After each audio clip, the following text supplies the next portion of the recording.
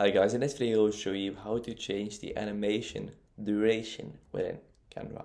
So as you can see, I have now a presentation open and I want to animate this subscribe text. So just tap on it, select this text and then tap on animate.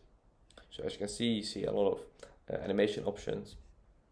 Let's just write, for example, and you can select if you want to animate it on enter, on exit, or both.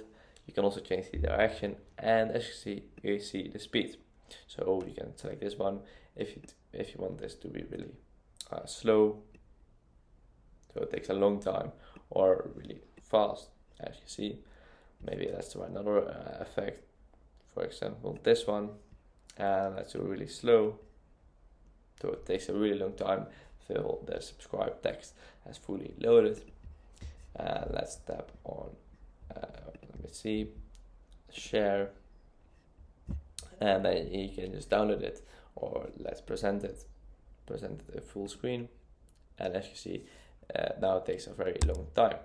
So if this video is helpful, please subscribe to the channel since it means a lot, and I'll see you in the next video.